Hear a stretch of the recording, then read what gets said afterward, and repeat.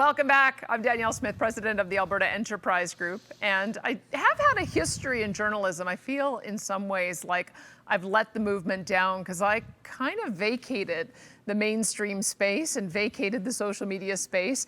But my three guests today have a lot of courage because they have managed to stay in the mainstream space and they've managed to engage on all of the social media platforms, and they haven't been deplatformed and their reputations haven't been ruined and they haven't been fired. Well, not at least they've landed on their feet, even if they have had to leave other levels of employment. But I guess this is the question, is there a way for us to navigate this brave new world? We were having the debate about whether it's the Ayn Randian Atlas Shrugged End Times, whether it's 1984, whether it's Brave New World. It's probably some amalgam of all of them. But I guess the question is, can we find a way to continue to have the dialogue without being deplatformed, without seeing the polarization, without seeing the division? I don't know if we're going to accomplish that in this panel discussion, but we're certainly going to try. We're going to start, I think, with an area where we're likely not to have our panelists have too much disagreement on the issue of C-36 and C-10. We're going to move into the issue of vaccine passports, which I still think it's all right to have differences of opinion on, but who knows, that may change in the coming months. And then we're going to talk about the coming of 1984 and see where this ends and whether it does turn around. Let me tell you who our panelists are today.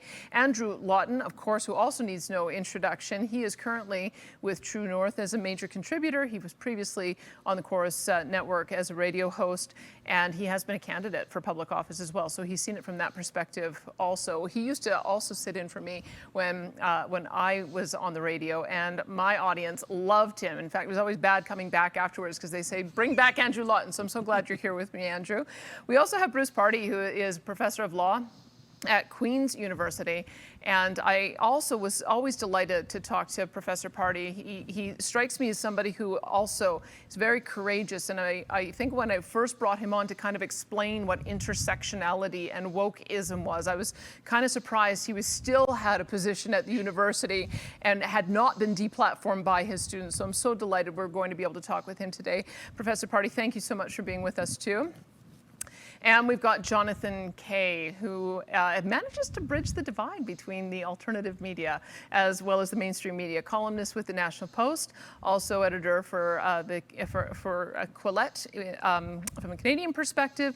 And he, I think most recently, has gotten into a pretty fierce Twitter battle with Seth Rogen. We might be able to get into that discussion as well. I think he ended up winning that one. I think he came out pretty well ahead on that. So I'm delighted to have him on. Okay, so I'm delighted to have him here as well. So let's get underway, and maybe I will start off with Bruce Pardy, because Bruce, I kind of want you to frame out the world that we find ourselves in, because I'm a Gen Xer, and so I never grew up in a world of intersectionality and talking about woke and talking about the privilege hierarchy. This is not language that I'm familiar with, and so I had to try to learn the language too. But I'm wondering, how did we get to this point now where we're talking about deplatforming about these things? And if somebody's in the same situation as me, maybe a Gen Xer or older, and doesn't even understand the terms that we're using, maybe you can just tell us your perspective of where they came from and why it is that everybody is talking about it now. Well, intersectionality is part of the regime of critical theory, and critical theory is a long-standing idea that came, well, essentially, originally from Germany in the mid-20th century, but it made its way slowly through the institutions, the universities first, but from there, graduating people who now have positions of power in all the institutions, whether it's private or public government, the banks, the universities themselves, and the media, and so on. So they all think with a particular mindset, and that mindset, although they would not admit this to be so, but that mindset is essentially Marxist. Now, they might call it post-Marxist. They might say they have rejected Marxism in some respects, which is true, because the critical theorists rejected the class warfare of Marxism and instead went to the identity politics version of it. But it is still based upon the idea that there is a power struggle going on in Western society systemically. That is the nature of Western society, and our job is to essentially dismantle Western society by creating conflict and by championing those people who are victims and by subjugating those people who are perpetrators. And that theme runs through all of the things that we're seeing these days, C-36 and C-10 in the realm of censorship. It is being expressed in the COVID narrative, and especially with respect to these vaccine mandates. So the one thing that we should not do is to see these questions as questions about the thing that they appear to be about. Vaccine mandates are not about vaccines. Censorship in C-36, yeah, sure, it's about words and about expressions of dislike and so on, but it's actually about more than that. It is, in fact, about power. There's a great passage, and there are so many great passages, but there's a passage in 1984 near the end of the story. Winston's been caught, and he's being tortured. And O'Brien, who is torturing him, comes along and says to Winston, "I know you have a question. Ask me the question." And the question that Winston has is, why? Why are you doing this? And O'Brien says, "I bet you think that you know what the answer is." And Winston says, "Yes, I know. You're doing it for our own good." And O'Brien says, "You idiot." That's what all the prior regimes have said. The communists, the fascists, all through history, people have pretended to be authoritarian for the good of the people they are subjugating. But O'Brien says, we are more honest than that. We're not going to pretend that we're doing this for your own good. In fact, it's just the power. We just want the power over you. And C-36 and C-10 and vaccine mandates and vaccine things today all come down to the same theme, which is you will do as you are told. And if you don't, we will cast you out. And I think that's where we should start. Wow. Okay. On that depressing note, let's go on and talk and get Jonathan Kay to weigh in, because I think from what the professor's saying is that it seems to me like it is almost kind of a fringy concept that was in the universities and very academic, but now it's become so widespread so quickly. I kind of look at 1984 and Atlas Shrugged and Brave New World as cautionary tale, not as a manual for how you're supposed to see society unfold. And so how is it? Maybe you can tell me, because you've been in the media a long time, and National Post as well, I always appreciated. I think they started in 1998. They kind of always took kind of a scrappy, sort of a contrarian viewpoint. And we're a place where conservatives could debate ideas. So you must have seen when this began to emerge in the mainstream. And maybe just tell us a little bit about your observations and see if how much you agree with the professor on his. Oh, we got you muted, I think, there, Jonathan. I don't know if you can. Let's try again. That was on my end. Please. That was on my end. You should be able to hear me now. Sure can. So as it happens, I just interviewed John Haidt of New York University on my own podcast about this. Some of your viewers may know him as the co-author of The Coddling of the American Mind, which came out in 2018. And he's done a lot of research on attitudes, primarily in the United States, but I think it's the same that's true of Canada. And what you find if you look at data, for instance, from Pew Research, is that around 2000, I think 13, 14, 15, you saw a radical leftward shift among progressives on a whole range of issues connected to identity. In the United States, this was primarily about immigration, but you also saw it in regards to affirmative action and just race in general. And for years, people have been trying to figure that out.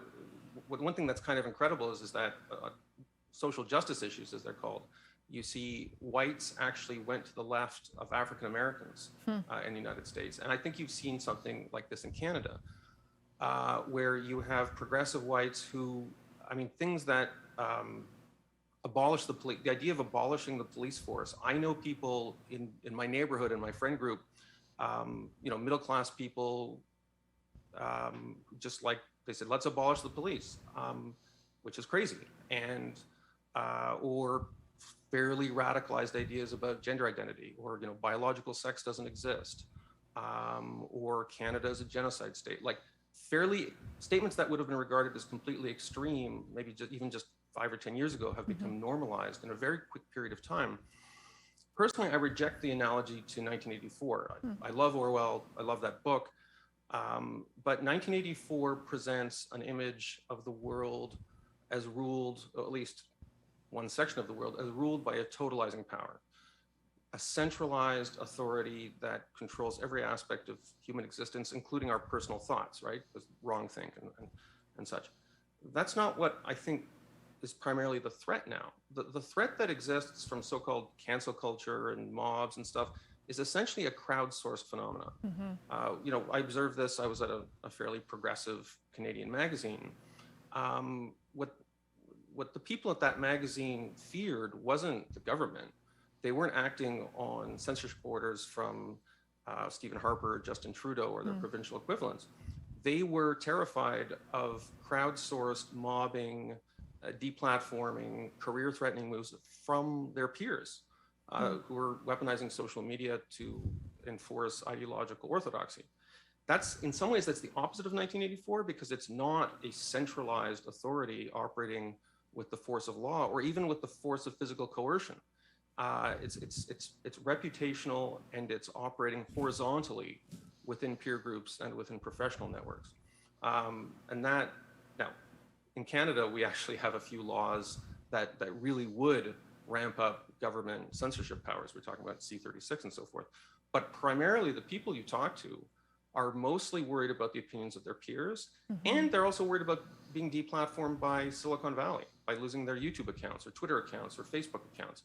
And that really has very little to do with government. It's not really 1984. It's a crowdsourced form of censorship and thought control that I don't think Orwell would have predicted, because he saw the model as being someone like Joseph Stalin. Justin Trudeau isn't Joseph Stalin. Even if he wanted to be, he wouldn't need to, because the ideological control, we're doing it to ourselves. Great observations. And it's interesting that 2013-14 does seem to be about the turning point. I joined Twitter in 2009. Andrew, I don't know when you did. I used to love Twitter as a medium, but it seemed like it did end up becoming less of a place to exchange ideas and more of a place to mob and ridicule and make somebody trend if they did something that you didn't like or said something you didn't like, and get them deplatformed. And I'm wondering if you can maybe comment, based on what you've heard, about where you see this transformation having come from, what you think its end objective is. Yeah, I will say, and Bruce and Jonathan mentioned this, it's not a new concept. I mean, Jonathan Haidt's book, The Coddling of the American Mind, is a riff off of The Closing of the American Mind, which is now about 35 years old. And that book had some things that at the time were being observed by the author Alan Bloom in universities and in academia. And if you look back at it, you'd say, oh yeah, I see where this was going. But at the time, it was still very novel. And it was this idea of just, you know, being devoid of history, of changing language, of really doing a lot of these things that now have become amplified and weaponized. And even going back, 10, 11 years ago, controversial speakers were speaking on campuses. Ann Coulter did a speaking tour, and I know there was a big issue at the University of Ottawa, but she did 2 of the 3 stops on that tour without issue. And that, in 2020, would just be laughable to think of that happening. When there was a run before COVID made all events illegal, where it was a newsworthy event if a speaker series by some conservative speaker went on without having a fire alarm pulled, some exorbitant security fee, or some shutdown by a student group, or whatever the case may be. So there was a turning point at which this became the norm. And I think that if you want to look at social media specifically, and in that time period, you've started to see social media become a lot more normalized and a lot more adopted by the mainstream media. And the mainstream media started, I think it's around that time, looking at what was happening on social media as being a microcosm or a reflection of what was happening in the real world. And it was very common, and still is now, for a news story to be based off of people are saying on Twitter, or a reaction to some event being just plucking tweets of people. And doing that elevates something that has never been representative of the real world, because most normal people do not spend their time, 8 hours a day on Twitter just sniping at each other. But the media started to give a lot of legitimacy to that. And I think even now in politics, politics. You look at how, errant tweets can, sink someone's political career and someone's media career and all of these other things.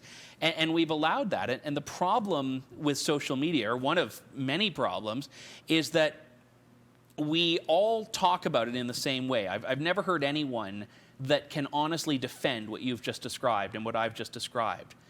But everyone plays by that rule, and everyone allows themselves to be victimized by it. So I think something Jonathan mentioned is very valid there, which is that you don't need a state to do something that people in society are willing to do and willing to hand over. So Jonathan, let me go back to you then on this one, because I wimped out. I quit Twitter. I quit Facebook. But I found other ways of getting my message out. So I have a newsletter, and I joined Locals, and there's Parler, and there's a Telegram. There's various other ways that those who want to develop their own community, if they've been ostracized by the mainstream social media, can develop their own interconnection. So this is why I'm kind of interested in your thoughts on whether C-36 and C-10 are going to have the kind of impact that conservatives are worried about. So C-36, I gather, began as a way of trying to get Netflix and Amazon Prime to make sure that they were doing more Canadian content, but it's morphed into how are we going to regulate alternative media sources the same way we regulate regular broadcast television and radio. And then, of course, C-10 is bringing back the, I guess it was sort of referred to as the hurt feelings clause of the Human Rights Code, so that you would be able to identify if my feelings are hurt, therefore somebody should pay me money and that person should be punished. But I guess I'm just wondering if technology is now creating ways for us to avoid the ostracism, create our own communities of interest, and that these are not going to have the kind of effect that we fear on free speech, or maybe they will. So why don't we start there, and you can tell me what your take is on both of those. Well, as maybe you know, at Quillette, we've published a lot of first-person accounts of people who've been mobbed and attacked and deplatformed, including, by the way, many progressives. Many of our writers are leftist progressives who've been attacked by their ideological fellow travelers because they said the wrong thing about some subject or other. And what you find is that the worst combination is when you have the mob impulses within, say, a professional subculture or some kind of activist subculture as it's mobilized on social media, and you combine that with the coercive power of an institution.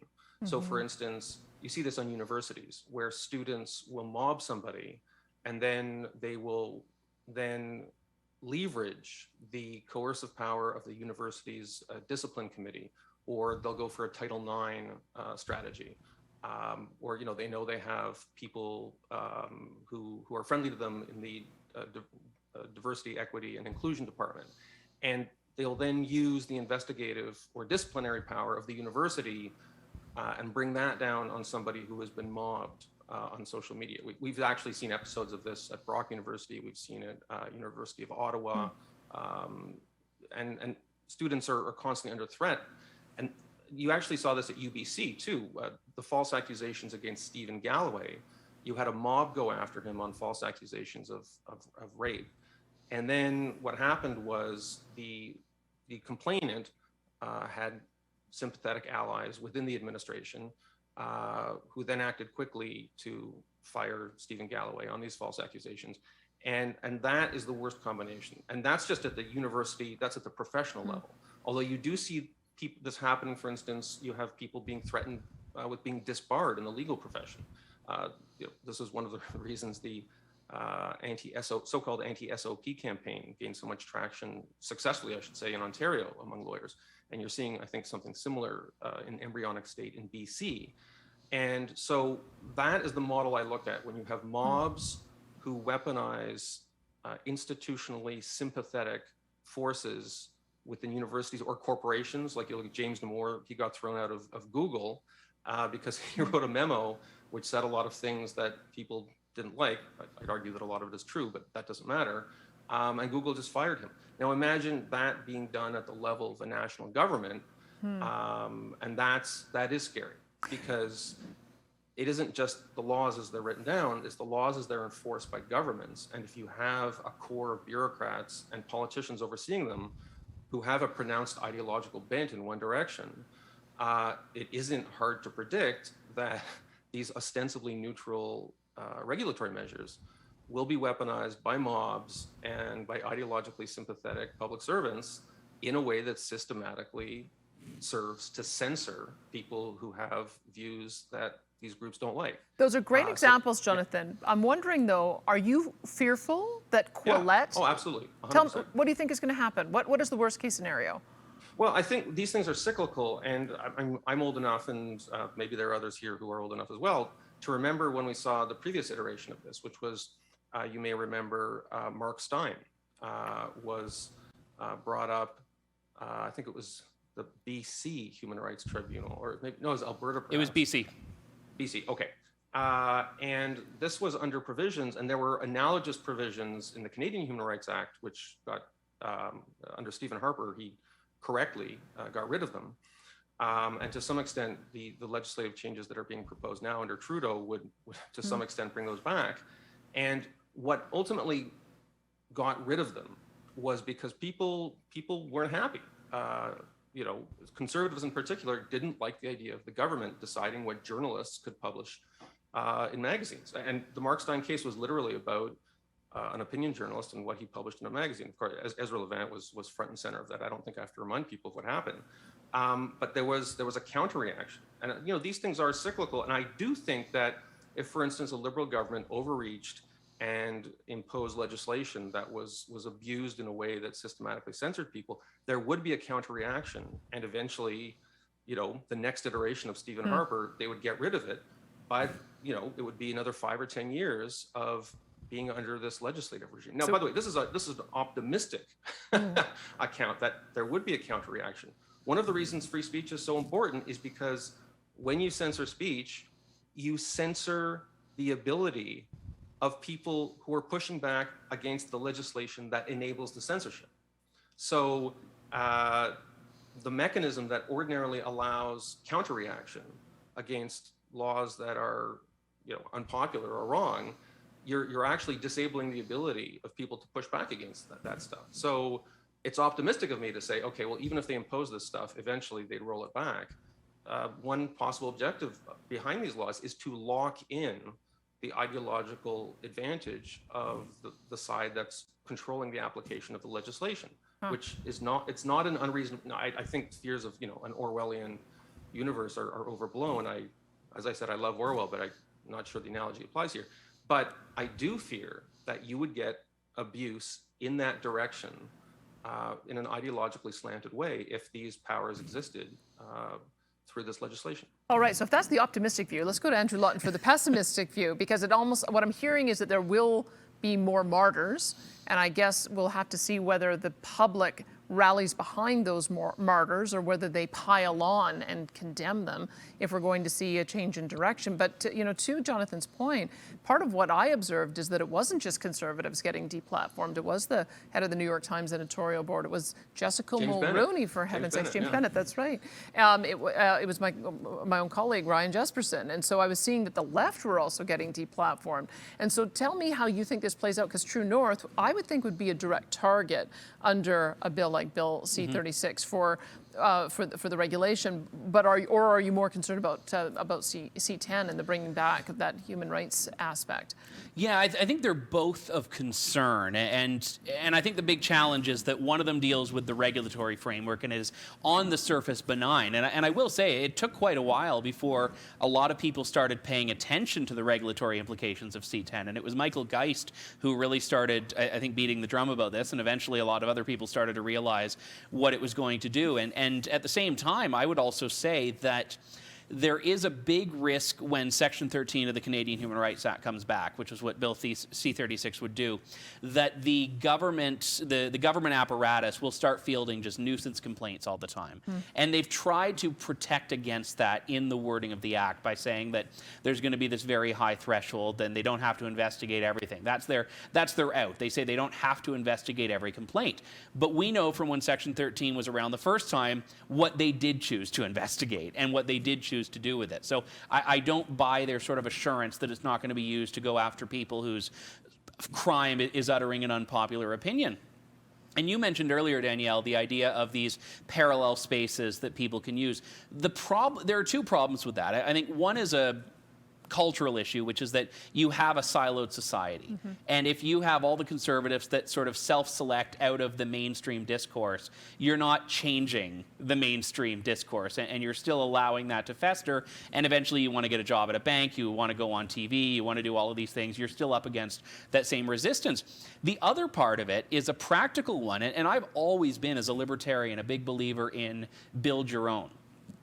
The last couple of years has shown the problems of that. So let's take a look at Twitter. Twitter bans Donald Trump. A lot of people are saying we don't like it. We're going to go to our own platform. A website pops up called Parler. Everyone's using Parler. Eventually what happens, the web host for Parler says we're not going to let you be there, so you have to build your own web host, okay? And then the cell phone companies say we're not going to let that app be in our app store. So do you have to build your own cell phones? Do you have to build your own internet? Do you have to build your own satellite? So the problem with not confronting this in the culture is that you're going to run out of spaces to go, and you're going to run out of spaces to flee. So I think the only practical solution is to have this fight. It's not one I'd want to be having, but it's the only option, I think. All right, Bruce, you're going to give us some hope here, because I've often felt like the place change comes is from the young people. And I've kind of been sitting back. I know we're going to get into the discussion of vaccine passports, but I've been kind of the view that maybe all these restrictions are breeding a generation of young Z generation kids who are going to push back against authority and fight for freedom. And we're going to see a revolution happening on campus. And so you'd be at the front line of seeing whether or not that is actually occurring. So am I being too hopeful? Because one of the things I had always hoped is, as more of a libertarian conservative, I always felt like we could bank on the kids caring about my body, my choice, free speech, freedom to be able to experiment with cannabis, and that we'd be able to capture that love of civil liberty to make them realize that economic liberty is just as important. But now we're in a position where no one seems to care about liberty at all. And so I'm wondering if you're seeing some kind of renaissance or how we get it back, because I think it'll have to happen at the universities. If you're waiting for it to happen at the universities, you might be waiting a while. I'd like to be hopeful, and I certainly have met lots of, I'm going to call them kids, but they're not kids, they're young adults. But a lot of these people who are really terrific thinkers, and they have determination, and they have independence, and so I think a great deal of them as individuals. But there is a juggernaut of a society weighing down on them. And if you look at the proportion of university students, for example, who have gone along with the vaccine mandates and just gone ahead and got vaccinated, even though their age group, for those who are healthy, the virus itself poses an almost non-existent risk to them of death. And yet this requirement is being imposed upon them in the name of public health. And anybody with a brain can see that that doesn't make sense, given what we know about the vaccines, given the numbers that the public health authorities have provided. You don't need to look to conspiracy theories, you can just see it on the face of it. And yet they're having to go along. Partly because that the one thing that all of these dynamics have in common, whether it's a centralized authority, as in 1984, whether it's peer groups, whether it's the mob, whether it's the corporate world, the one commonality in all of this is fear. Everybody is afraid. They're afraid of the regime. They're afraid of the power of the institution. They're afraid of each other. They're afraid of the mob. They're afraid of the virus. You dare not now stick your head up because it'll be lopped off by one of those people, one of those groups, one of those institutions. And you know, this is reflected in Orwell, but also in Huxley and so many other of these dystopian portrayals. Of course, it's not just the fact that somebody has power, it's that everybody else is going along with it. In 1984, you're scared of Big Brother, but you're also scared to death of your neighbor, because your neighbor might call you out and call you a witch and essentially end your life. So there's a lot of fear to go around. These policies, I think, so the younger generations have been schooled in the principles of critical theory and so on much more thoroughly than you and I. It's in their bones. because they've heard about it since they were in early grades in public school. So those members of those generations that can see through it and see clearly, I have a huge respect for it, because it really calls for independent thinking. But it will call for independent thinking for a whole lot of them, like a very high proportion of them, in order to build a critical mass to get us out of this. This is cyclical, as Jonathan was describing, but it's not just cyclical. I would be more inclined to call it a downward spiral. The downward spiral. It is getting worse and worse all the time. COVID has brought things on seemingly overnight, but it is not overnight. This has been in the works for a long time. Okay, I was looking to you for some optimism, so you're not going to give that to me. But how about then layer on top then how you perceive Bill C-36 and the regulation of alternative media the same way as we are regular media, and then C-10. I keep mentioning it because I was sort of confused about what the two of them were. So C-10 being the one that brings back this notion of hate speech that you can be held before a Human Rights Commission on. Does that then lock in where we are right now? Or does it create the situation where you might get that one case where people say, that's outrageous, and then you can see the cycle turn again? How do you see it? Well, let's just call a spade at first. If you prohibit if any country that prohibits a thing called hate speech is censoring the expression of its citizens. You can't have both free speech and a thing called hate speech. Those two things conflict. So we already have a hate speech provision in the criminal code. That shouldn't be there. But what they're doing in C-36, and for that matter C-10, is doubling down. They're creating not just a criminal provision, which is already there, but they're also putting in essentially an administrative provision, which can be dealt with without the due process and proof requirements that are incumbent in the criminal realm. And it will be used in the end selectively to censor that speech that the regime or the prevailing view at the time doesn't like. All right. So just for example, if you look at the existing wording of the provision in the criminal code, everyone who, by communicating statements, willfully promotes hatred against any identifiable group is guilty. Well, now a lot of people today are promoting what seem to be pretty hateful things against a group, and the group is the unvaccinated. But that's, of course, not what they mean. The unvaccinated are not going to be an identifiable group. So already you're into picking and choosing the group that you want to protect. And that's the kind of pattern that we're going to see. When C-36 comes into play, you're going to have a lot of choices about the kind of people that are making the statements that you want to punish and the kind of groups that you think deserve protection, and you'll let the other ones hang out to dry. Thank you for that comment, and for correcting me too. It's C-36, which is the hate speech one, and I'm wondering if these provisions in the Act, Troy Lanigan wrote a great column on this, that if you're found guilty, you can have house arrest, you can have electronic monitoring, there's a jail sentence potentially, you can be snitched on anonymously and face a $20,000 penalty.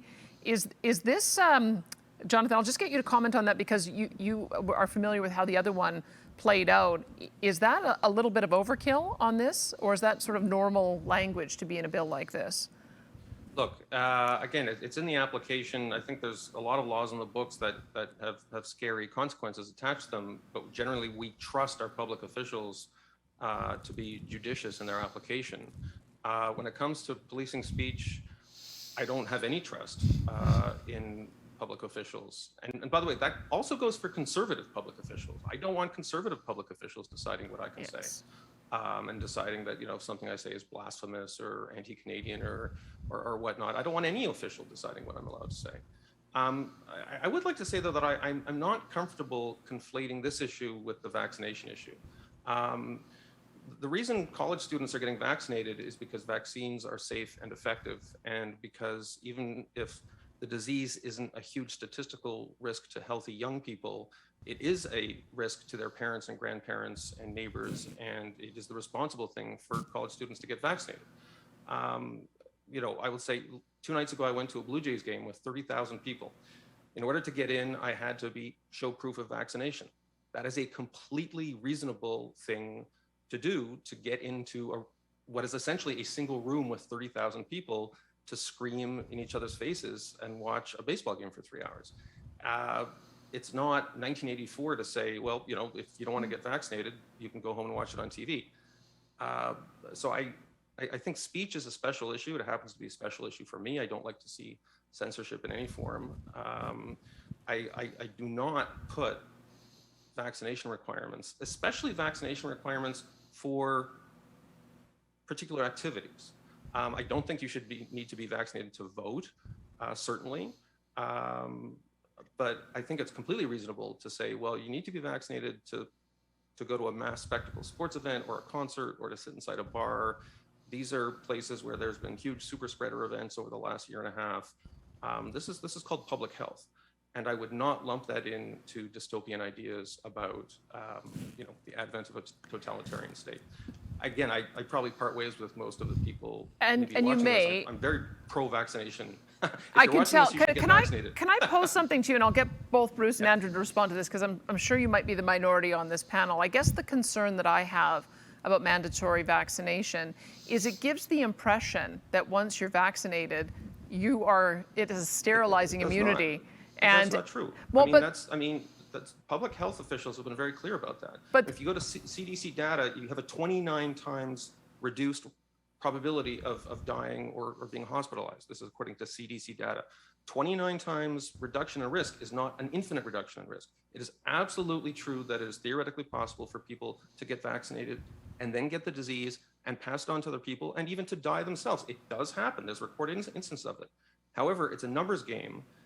If the likelihood of that happening is only 3% of what it would be if you were not vaccinated, then thousands and thousands of lives get saved. So we can't pretend that arithmetic doesn't exist and just say, oh, here are some examples of people who have died or passed on the disease despite being vaccinated, therefore vaccine mandates make no sense. That logic doesn't make sense because we live in a world of statistics, and you have to be mindful of that when you make public policy. Let me put it to Andrew, because I know he's got a bit of a different take on this. Because if we do believe in freedom, shouldn't a non-vax person be able to go to an establishment with other non-vax people because they've all made their own interpretation of their level of risk? I've looked it up. I mean, I'm a 50-year-old woman with no pre-existing health conditions. And so my chance of being hospitalized is 2.9%. My chance of dying is much less than that. So I might have made a different choice, but I didn't want to be socially ostracized. So I made the decision that to maintain my social standing, I would get vaccinated. But I'm very aware that my level of risk is quite low. But why can't those who want to be able to make a different choice be allowed to have the venues where they're able to do that? Wouldn't that be the way to sort of manage this risk? Yeah, I mean, I have no social standing, but I'm still vaccinated. At the same time, though, I also have to disagree with Jonathan slightly on why students are getting vaccinated. Some of them may be getting vaccinated because it's safe and effective, but they don't have a choice. They've been forced to if they want to attend post-secondary schools. That's a reality. And also, there was a story today of an Ontario school that isn't even allowing students to do online studies if they're registered as an in-person student unless they're fully vaccinated, because the school is thinking of, we want to move everyone into the classroom in the future. So even this idea, which would to most people seem like a reasonable accommodation of, okay, I won't go into your classroom, but I still get the educational experience online, that's been closed off. The problem with all of these ideas of the vaccine passport and vaccine mandate is that we've talked about a 30-year progression on speech, where 30 years ago, something that wouldn't seem at all within the realm of possibility is now business as usual. Mm-hmm. And it is impossible in most mainstream venues right now to have a conversation about what the vaccine passport will mean in 5 years, in 10 years, in 20 years without being called a conspiracy theorist. And the reality is, I don't believe you can separate it from the free speech question, because both of them are fundamentally at this realm of government making decisions for citizens. And we can talk about all the different areas right now where government does make decisions for citizens. And my view is try to preserve the greatest amount of liberty in the greatest amount of places. And I do believe that in a libertarian fantasy, which I know Bruce will be quick to say we don't have, but in that, I believe what you said, Danielle. A business should have the right to say, this is not something we're going to do. A conscientious customer should have the right to say, I'm not going to go to that business. And that's not where we are. Now, the caveat I would add to that is that businesses should be allowed to do that in any number of other areas as well. And whether that's, the baker that doesn't want to make this wedding cake, or this person that doesn't want to serve that person for whatever reason. Because the problem we have in Canada, in the human rights regime, which applies to speech and it also applies to other areas, is that the government has started granting all of these rights only to chosen groups. And it pits those groups against each other and creates these irreconcilable situations where, because the government has surrendered this idea of individual choice, it's government that has to pick the winners and losers. And that's what's happening in the vaccine passport thing. All of these people who did their due diligence, who went along with whatever the government advised them to do, even getting vaccinated. In Alberta, where we are, you still can't get together with more than 2 households, even if you're vaccinated. You still have to wear a mask. Even if every single person who's working at and shopping at a store is vaccinated, you have to wear a mask. So these things people are seeing are not what they are presented as at face value. And Bruce, talk about that a bit, because there are 2 directions that our country can go. And to Jonathan's point, if this was temporary, sure, I can deal with a lot of things on a temporary basis. But when you look at Israel, which had a very high rate of vaccination, now have a very high rate of those being hospitalized, even though they were double vaxxed. Now they're on to triple vaccination, and you get your passport turned on and off depending on whether you've got your booster. They're talking about 4 vaccinations.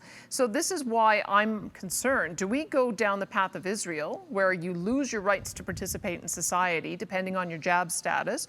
Or do we go down the path of Denmark and Norway, which said, and UK, which said, you know what, we reached a certain bar, all the restrictions come off? I'm not sure I know which direction we're going in, and I wonder if you have some thoughts on whether you think this is temporary or permanent. Well, I was one of those people in April 2020 that said, be careful, people. This is not going to go well. Here's one of those temporary things. Remember, 2 weeks to flatten the curve.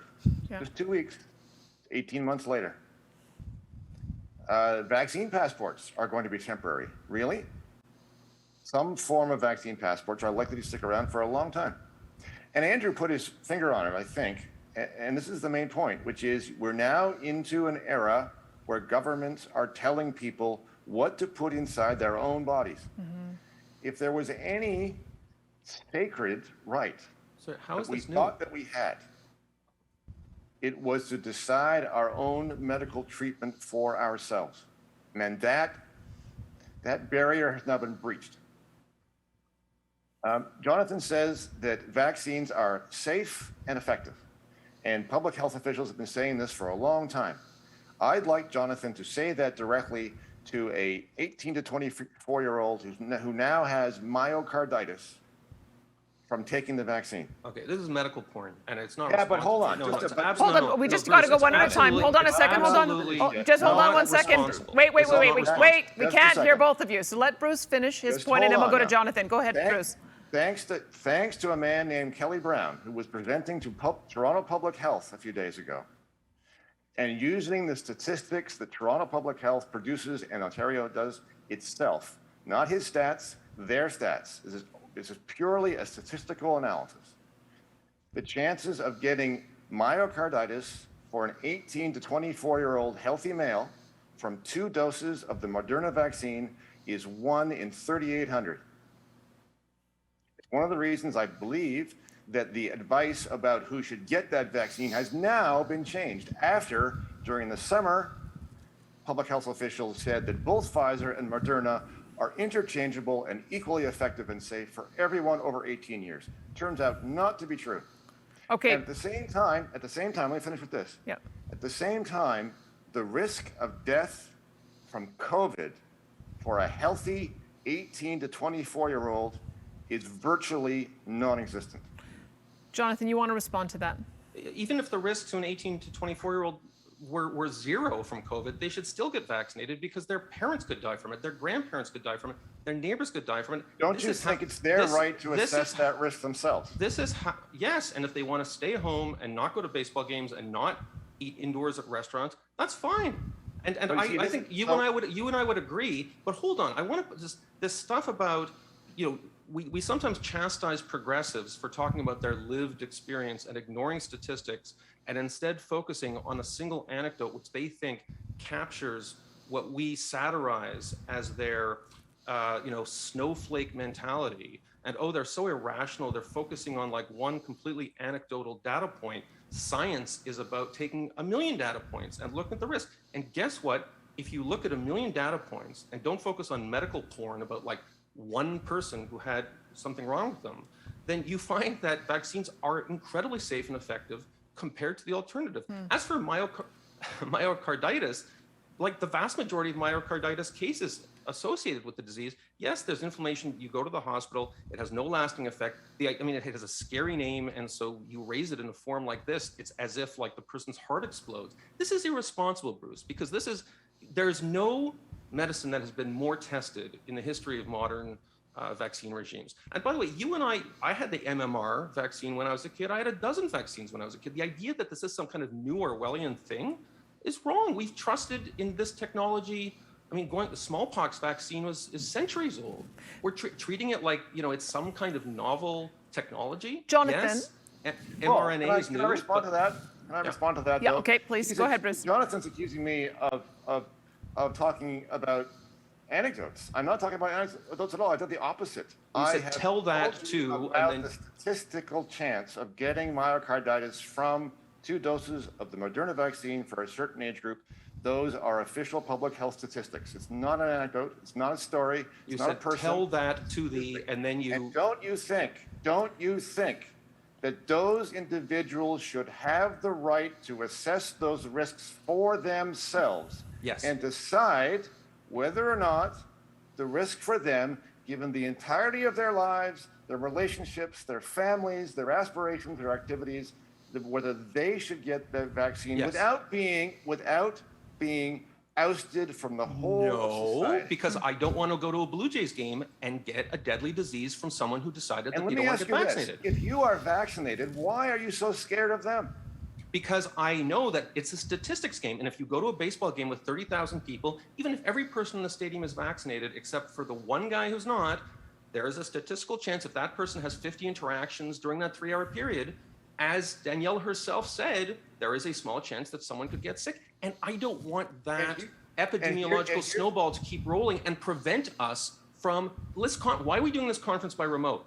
We're doing it because of a pandemic. Next year, don't you want to be in person doing this? That's not true. I'm not doing it for that reason. I'd be happy to be with you in person in the same room, and I'd be happy to be with anybody in person in the same room. Let me see if I can broaden this out, because the way the COVID rules, the way the inconsistencies and the way the COVID rules are made up on the fly by the seat of the pants. Just one very small example. You can go to a baseball game. They are allowing 30,000 people now inside the dome, because they say, well, being in the dome is like being outside.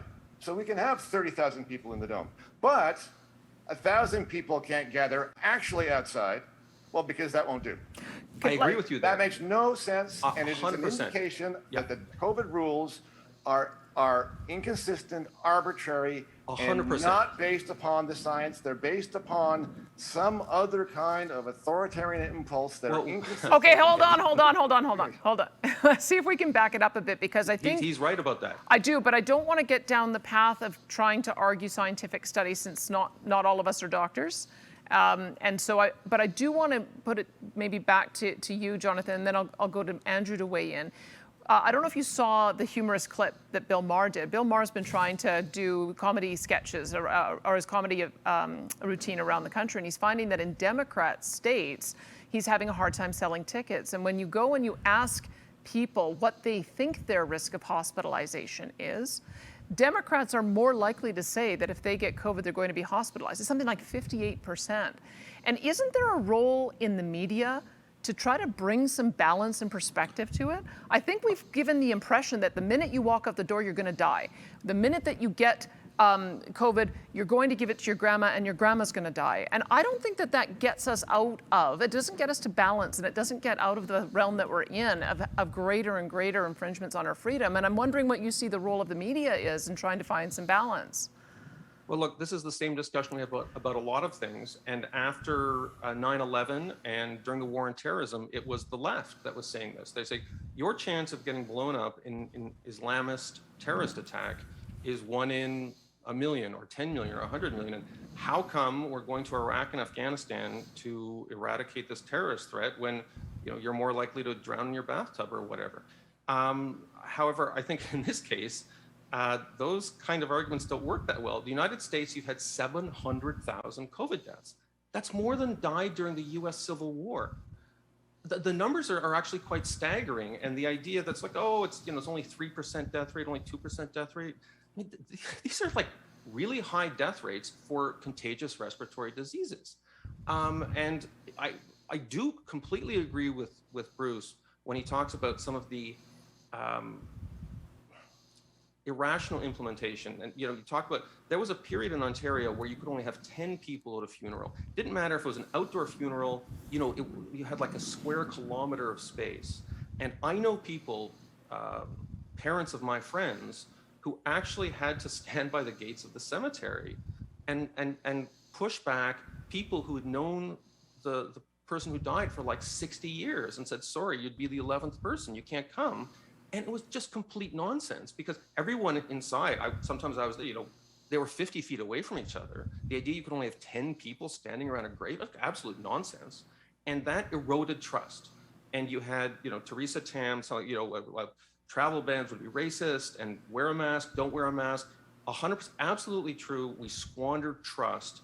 And then because of that, there were a lot of people who concluded, well, then everything they're telling us is nonsense. Mm-hmm. They tell us to take the vaccine on Tuesday. They're going to tell us not to take it on Wednesday because that's what happened back in early 2020.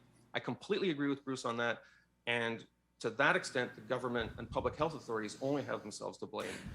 So I think that is one point of agreement we have. Well, let me add the media to blame too, because I think it's the media's role when they're given one side to go out and actively seek the other. And I'm not seeing that, and I'm not sure I understand why. And I don't know if it's because we're already in the world of C10. CBC got in trouble for it. I don't know if you saw the story in Toronto where CBC Radio actually went out and got someone who was an anti-vax activist. And like at CBC, it turned into this whole drama because the idea, like, why are you giving that person a platform? A platform, and which I thought was really dumb because even if you radically disagree with this person, you should at least understand the thinking of these people, even if you think it's nonsense. Well, let me throw it to Andrew and give me your observations, because I think the media's failed on this front. Oh, very much so. And I mean, the media, we often hold up in this sort of mythical realm. The media is made up of individuals who have all the biases, prejudices, fears, and insecurities of individual people. And we think that will disappear by virtue of them being in the media, but it doesn't work that way. And I mean, I remember early on when we were seeing some of the carnage coming out of Wuhan and then in Italy, like I was taking it immensely seriously because we didn't know. And the more we've learned about COVID, the more we've realized it can be deadly, it can be fatal, it needs to be taken seriously, but we have a much more measured approach to it. And I remember when, people were keeping their groceries on their porch for a day because they didn't know if it was safe to bring it in. Yeah. So I do think that we have, as a society, evolved on this significantly. The problem is that when we were in this period of stagnation between, I don't know, waves 2 and 74, whichever we're on now, a lot of the media only really had one story to talk about, and you had to find every angle imaginable about it. And what was really challenging is that the media does this on any number of issues where they decide that certain things are not debatable and that certain positions don't need to have the other side represented. And if you were to have, for example, any news story on climate change, you're not going to get a climate change skeptic that's offering balance on that because the media has by and large decided that's not an issue that needs another side represented. The same thing, I mean, look, if you're going to write about the Holocaust, you're not going to get a Holocaust denier to give balance. So we accept that there are issues where certain people should be able to accept things as fact. The problem is that this is a very new thing. And I don't think it's reasonable to accept everything as fact for the reasons that Jonathan and Bruce have mentioned, with reversals from public health, with the fact that even the medical guidance on who should take which vaccine when is changing. So I think it's right for people to be skeptical. I don't think people should be ignoring what science is saying and ignoring what doctors are saying. But the problem is that we look at the media and need to understand that they're not experts. They're citing the people they think are experts, and those experts have proven that they are not infallible. So Bruce, how do we get the kind of society where Jonathan can live in the community he wants to live in and go to the Blue Jays games in the way he does, and I can live in the kind of community that I want to, and maybe I go to a B-level league for baseball because we're prepared to take a higher level of risk? I guess that's kind of the society that I want. I don't understand why it is that when we take a poll and it's for more authoritarian measures, the government does it. But if the Chamber of Commerce or the CFIB take a poll and businesses say, on balance, we don't want vaccine passports, we get them anyway. And I'm giving you true examples because in Alberta it was the case. Both CFIB and the Alberta Chambers went out, and it was 2/3 of businesses who didn't want it. And so when does democracy prevail versus when does the mob prevail? And why can't we have nuances in different communities? Because I do think this is also an urban-rural difference. I live in a rural community, and I can tell you that these kinds of measures are not as embraced as they are when I drive into an urban community like Calgary. But why can't we have that discussion? Why, in a true libertarian world, shouldn't we each be able to decide the kind of communities that we want to live in and have that kind of difference? Bruce, go ahead. I think the short answer is yes. And I agree with Andrew's principled position, which is that in an ideal world, that businesses and institutions and so on should be able to decide this for themselves. If you own a small shop and you want to say only customers who are vaccinated, that sounds reasonable to me, as is the reverse.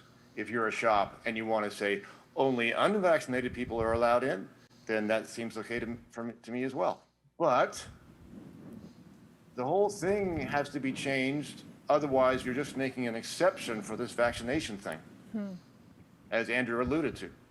If we're going to live in a world where the government tells you how to run your business and who you have to let in and on what grounds you can discriminate and not, and otherwise control so many of the details and circumstances under which you are allowed to carry on business, then it does no good to say, oh, well, but they're a private business, so they can discriminate how they like. Well, that's not true most of the other times. So the question is, given the regime that we have, which is, I would call it a political corporatist culture, where a lot of sectors of the economy are protected and buoyed by government support and government subsidies and government rules and so on, you've got to ask the question, all right, well, what's fair? And I start back at the beginning, which is, who's making the decision about what goes inside your body? It's supposed to be you. But institutions now, governments and universities and businesses and so on, are speaking in these terms. They're saying, this is not a personal decision. It's a public good. And you will do this, or you will be cut out. Let's put it this way. Cancel culture finally found something that actually works. You can literally cancel somebody. You can cancel your job, your social life, your ability to travel, your ability to go to a ball game. And I'm surprised that Jonathan favors this, because what he's requiring to happen is other people to wear his fear. I figure that everybody should be allowed to decide this for themselves. If you're an 18 to 24-year-old and you decide that it's more risky to take the vaccine than to risk getting COVID or passing it on, then that should be your right. I might not agree with it. Jonathan might not agree with it. But you know what? That's just too bad. If we pretend that we live in a free society, one of the very most important freedoms is to decide for yourself how you're going to take medical treatment. If we do away with that, then there's not many other places to go. I'm going to let Jonathan respond, but I think what I hear the argument being that, fine, if you make that choice, then when you show up needing hospital care, you're not going to get it. You can choose not to get the vaccine, but then you don't get the medical treatment. Let me speak to that, though. Please. That's a good point, and people have made that argument. But my response to that is, look, we either do it that way or we don't. So, in other words, if the judgment is that, well, you are bringing something upon yourself, and you are required to take the risk of that, with respect to the vaccine, but it can't be limited to vaccines. So if you don't eat well, are you not allowed for treatment? Or if you smoke, are you not allowed treatment? Or if you ride a motorcycle and you get into an accident, are you not allowed treatment? If the answer is no to all of the above, well then, okay, let's talk. But if you're just doing the vaccine, then that's cheating. Okay, let me go to Jonathan, because I'm hoping that we can fight our way to some kind of détente or conclusion or agreement at the end, because I guess what I fear is that this is now the permanent way of being, because we know that whether it's Delta this time or Mu next time or whatever the new variant would happen to be, or whether it's some new manifestation of H1N1, now the medical establishment and the public has been conditioned that this is going to be the reaction. Lockdowns, violation of rights, until you get a vaccine, and then once you get a vaccine, it's going to be required that you constantly get jabbed. And I don't know that I want that to be my permanent future. I can imagine that for a temporary, once in a lifetime type of response, but I don't know that this one in particular warranted it. When you look at the Spanish flu, when you look at polio, when you look at smallpox, there are cases in history where you might have been able to make the argument a little bit more strongly than today. And so that's the question I have, is does this become our permanent future? And how do you reconcile those of us who take a more libertarian and choice view on this? Is it just suck it up? Look, I hate cancel culture, and the ultimate form of cancellation is death. 700,000 Americans have died of this disease. 28,000 Canadians have died from this disease. It's not like smoking in your car where it affects you. It's not like eating 20 cheeseburgers a day where you die of obesity and it doesn't affect anybody else. You get the disease, 100 other people could get the disease. The libertarian ideology works well when you have very low population density and the choices you make don't affect the lives of other people, but Canada is a highly urbanized society, high population density in most urban centers, and decisions we make affect other people, and it can affect whether they live or die in the case of a highly contagious respiratory disease like this. So yes, it may require that we take boosters in the future, and I know my opinion doesn't carry much weight on the subject with a lot of people, but I will be first in line with the booster because this is safe, effective medication that allows me to do the things I want. And look, in terms of the trade-off, this détente that you're talking about, come to Ontario. I mean, like here in Toronto, you can be unvaccinated.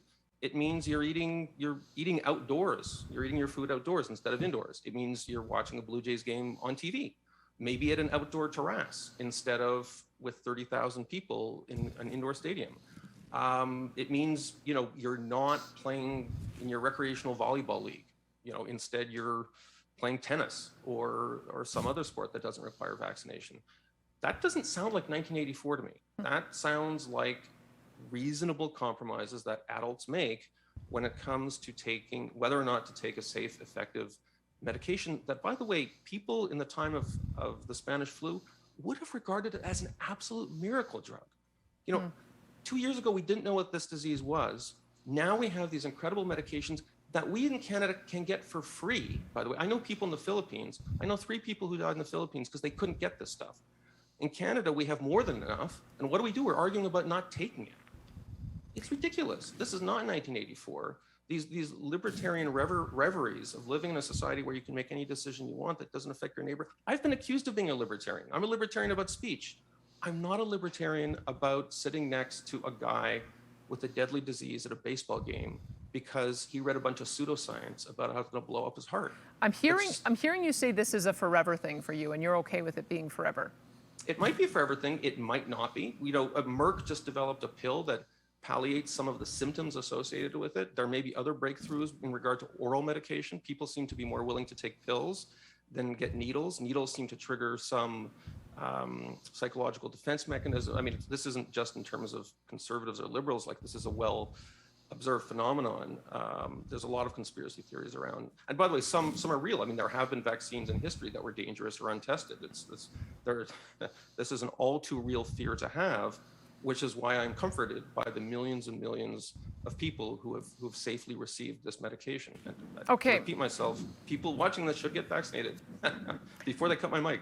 Let's see if we can get Andrew to sort of stitch together a compromise on this. I don't think we're getting to one on this one, but I guess I don't share Jonathan's view that being unable to travel for the rest of a person's life, being unable to attend. You can travel.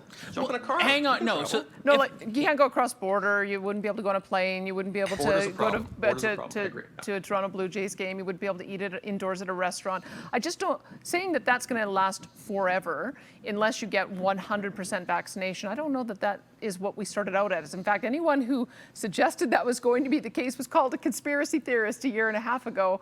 But now it's sort of, you're putting it forward as that is sort of the new reality that we face. It's almost like the disease has evolved and is now more dangerous. I mean, when facts change, so does policy. Surely you don't dispute that. I don't dispute that, but I guess we all have a level of risk that we've managed to accept for But all what's the risk kinds associated of. with the vaccine? Tell me the risk associated with you taking the vaccine. Well, I mean, I suppose I think you're rejecting any of the stories of vaccine injury.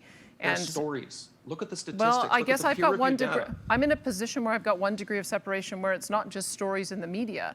When a 13-year-old girl gets vaccinated in May and has been bleeding and menstruating every day since, that has me concerned. When a 25-year-old N equals one anecdotal information. The information that's valuable is peer-reviewed, statistically meaningful information that covers millions of people who've gotten this vaccination.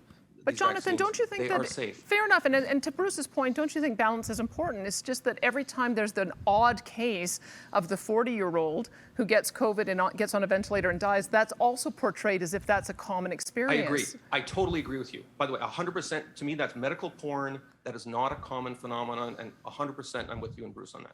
So I think this is where I have a problem, is that it feels to me like there are certain acceptable conversations we can have about vaccines, and we're not allowed to talk about vaccine injury. We're not allowed to talk about the I word or the H word that might be a potential therapy. We can only talk about Pfizer-Mectin or Mercamectin, whatever it is their brand name drug is that comes about. And that's, I think, the problem that I have, is that we don't have a very robust discussion about this, that there's certain parts of the debate that are allowed and then others that aren't. And I don't know that we get to common ground.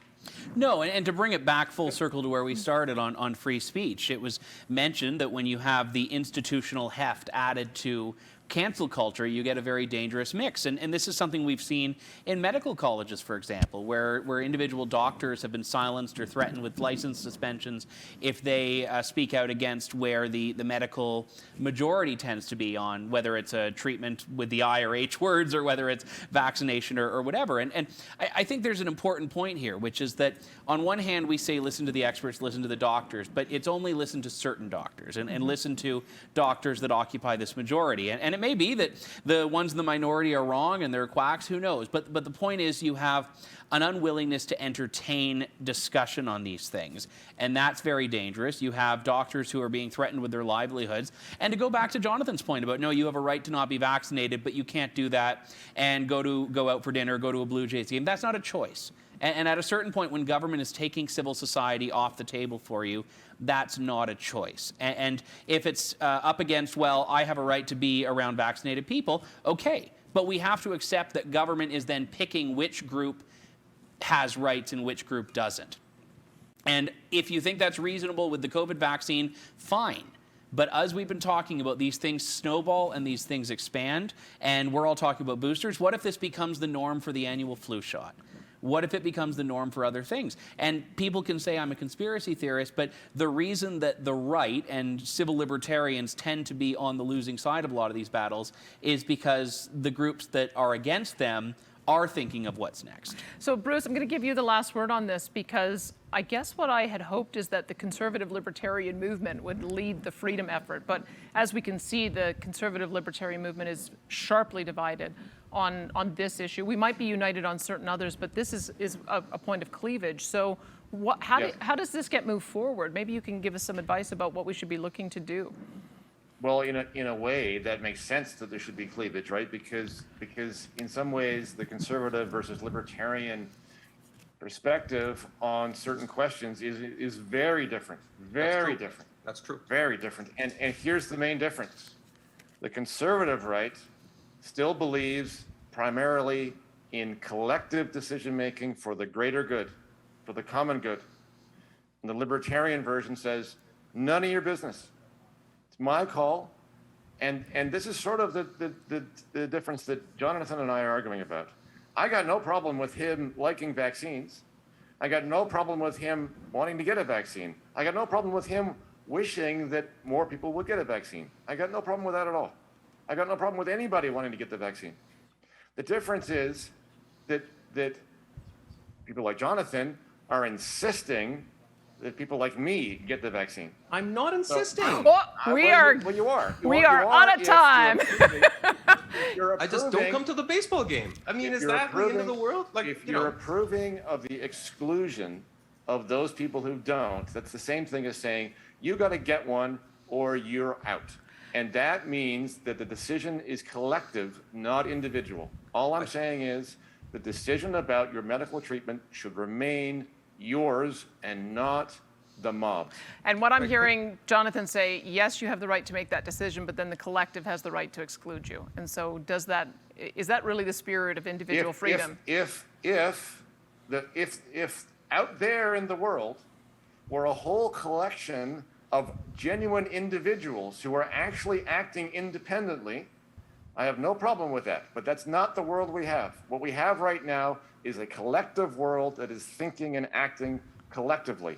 And that means it's ever more important that your medical decisions are your individual own decisions to make. Let me just say how grateful I am that Canada Strong and Free continues to provide us a platform to debate these issues, because it may well be that we're not able to have this conversation anywhere other than here. And with that, thank you, Andrew Lawton. Thank you, Bruce Pardy. Thank you, Jonathan Kay, for the robust discussion. Let me hand it back to Troy Lanigan.